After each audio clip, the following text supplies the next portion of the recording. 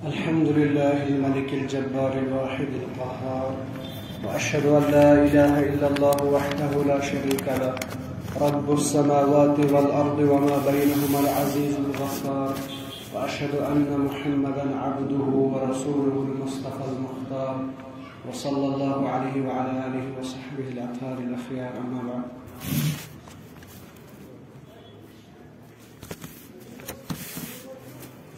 کتاب التوحید کا آج درس نمبر 20 ہے. اس سے پہلے 19 درس ہو چکے. پچھلا درس اس کے متعلق تھا کہ مؤلف رحمہ اللہ نے بیان فرمایا تھا دم کرنا اور تعویذ وغیرہ لٹکانے کے متعلق کیا ہے. آج ہمیں نیا باب ہے. باب اس کے متعلق ہے باب من تبرک بشجرۃ او حجر ونحوہما. اس بیان میں کہ کوئی شخص کسی درخت سے یا کسی پتھر سے یا ان جیسے کسی اور چیز سے برکت حاصل کرے.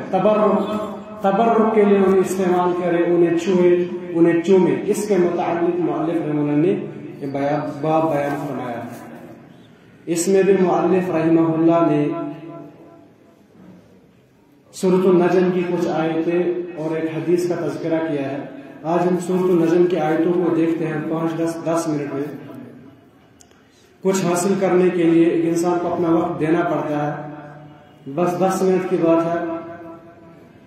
میں اس لیے کہتا ہوں کیونکہ اس سے پہلے ایک کلاس چل رہی تھی ہمارے استاد مختار ظہور احمد شاہ صاحب کی.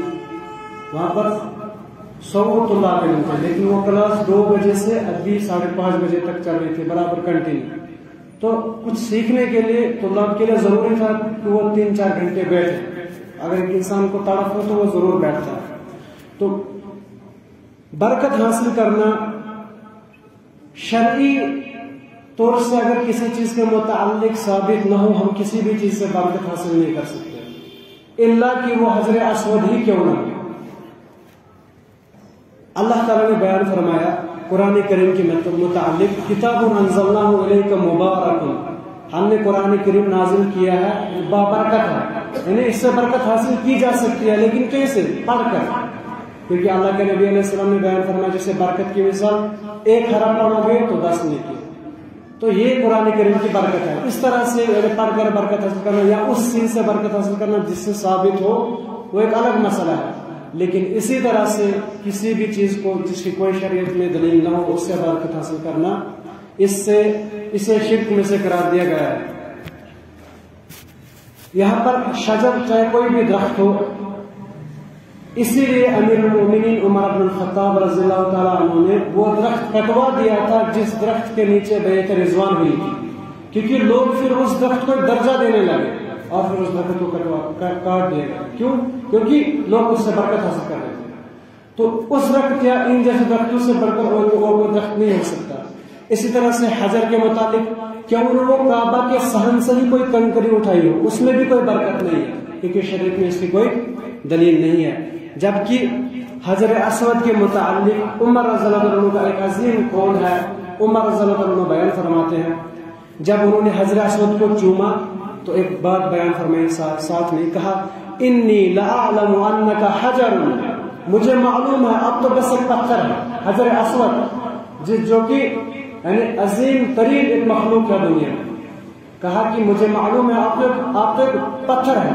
لا تضر ولا تنفع، لا تضر ولا تنفع، نہ تو آپ نقصان دے سکتے ہیں نہ نفع دے سکتے ہیں. لولا انی رأیت رسول اللہ یقبلک ما قبلت.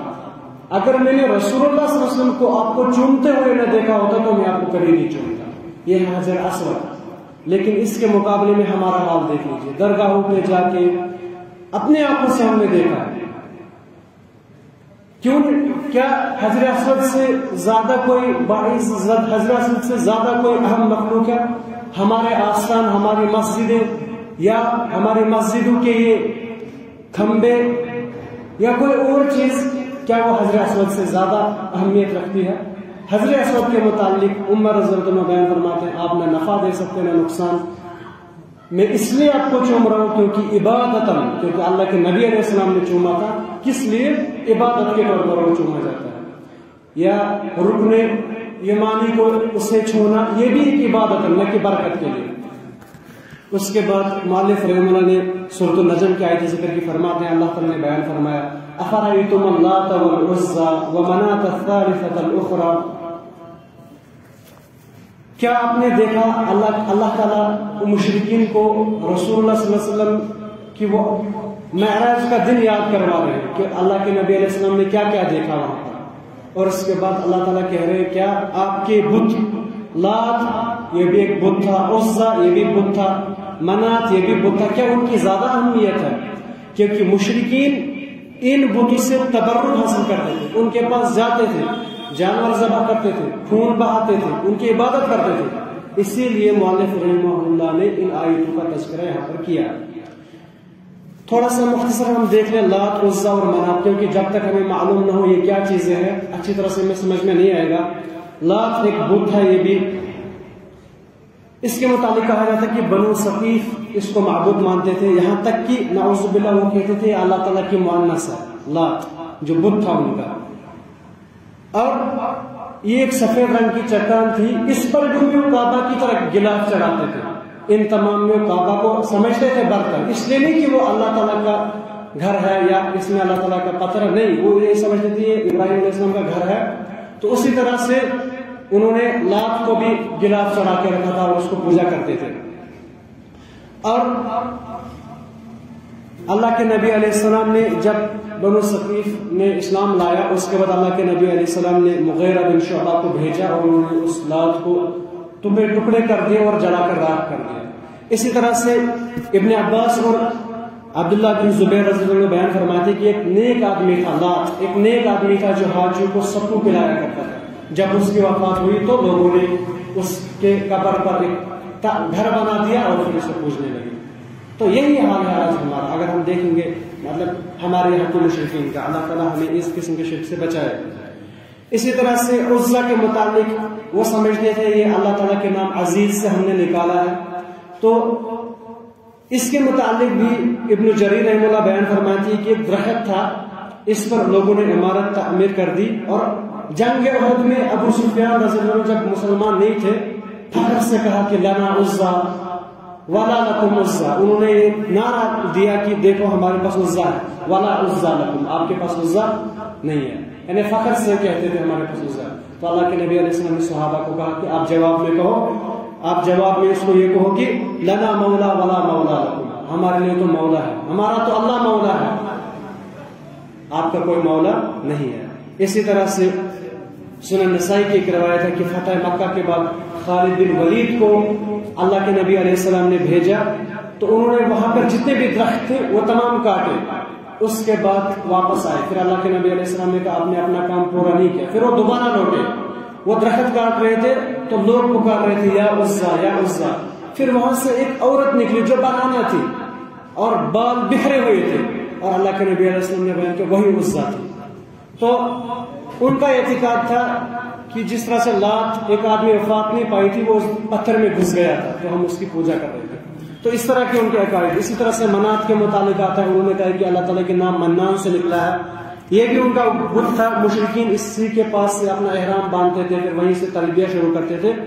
تو یہاں پر اللہ تعالیٰ نے اس کا تذکرہ یہ کیا کہ کیونکہ مشرکین ان سے تبرک حاصل کرتے تھے، اللہ تعالیٰ نے کہا یہ جو آپ ان کو پکارتے ہیں، کہا آپ لوگ بڑی بے انصافی کرتے ہو، اللہ تعالیٰ کے لیے آپ کہتے ہو الکم الذکر وله الانثى، اللہ نے کہا کہ آپ لوگ مرد پسند کرتے ہو اور اللہ کے لیے مؤنث ٹھہراتے ہو، یعنی وہ کہتے تھے جو ہمارے معبود ہیں اللہ کے مؤنث ہیں، نعوذ باللہ، یہاں تک کہ مشرکین تو کہتے تھے جو ملائکہ ہیں وہ اللہ کی بیٹیاں ہیں۔ اللہ تعالیٰ نے کہا یہ تو ناانصافی ہے، جب آپ کے گھر میں بیٹی پیدا ہوتی ہے آپ کو ناپسند ہوتا ہے، اللہ کے لیے بیٹی کیسے، یا تو پھر مطلب یہ تو ناانصافی ہے۔ دوسری چیز یہ کہ عورت ذاتی طور کمزور ہوتی ہے، وہ کیسے معبود بن سکتی ہے، اس طرح سے بھی اللہ تعالیٰ نے ان کا رد کیا۔ پھر بیان فرمایا تلک اذا قسمۃ ضیزہ ان ہی الا اسماء سمیتموها انتم وآباؤکم، یہ تو بس نام ہے، آپ لوگوں نے رکھے اور آپ کے باپ داداؤں نے رکھے اور آپ لوگ مان گئے، تو یہ صحیح چیز نہیں ہے۔ اللہ تعالیٰ نے بیان فرمایا کہ ان یتبعون الا الظن، کہ وہ تو صرف اپنے گمان کی پیروی کر رہے تھے، وما تہوی الانفس، اور جو ان کا نفس بول رہا تھا اس کی پیروی کر رہے تھے۔ یعنی کہ اپنے نفس کی پیروی کرنے سے اللہ تعالیٰ نے روکا. آپ کو دلیل آتی ہے آپ نفس چھوڑو, آپ اپنا وہ یہ چھوڑو میں بڑا ہوں میں کیسے دلیل اپناؤں. آپ اپنا گمان مت اپناؤ کیونکہ دلیل آ گئی ہے, کیونکہ اللہ نے بیان فرمایا وَلَقَدْ جَاءَهُم مِّن رَّبِّهِمُ الْهُدَىٰ, جبکہ اللہ کے نبی علیہ السلام اللہ کی ہدایت لے کر آئے تھے, لیکن انہوں نے کیوں نہیں مانا. ہم بڑے ہیں, ہم اس چھوٹے بچے کی کیسے بات مانیں, ہم بڑے ہیں, ہمارے باپ دادا یہی کرتے تھے. اللہ تعالیٰ نے اس چیز کا رد کیا, اور مؤلف رحمہ اللہ نے یہاں پر اس آیت کا تذکرہ اس لیے کیا کیونکہ وہ لوگ ان سے تبرک حاصل کرتے تھے. تو اس بات میں ایک اور حدیث بھی آگے ان آیتوں سے ہمیں یہ معلوم ہوا کہ کسی بھی چیز کو تبرکاً استعمال کرنا شرک کہلاتا ہے, چاہے وہ کیوں نہ حجر اسود ہی ہو. جب ہم نے حجر اسود کہہ دیا تو پھر کوئی مخلوق نہیں بچتی یہاں پر جس سے ہم تبرک حاصل کریں. اللہ تعالیٰ سے دعا کہ اللہ تعالیٰ ہمیں اس طرح کے شرک کے کاموں سے نجات دے. اقول قولی ھذا استغفر اللہ لی ولکم ولسائر المسلمین.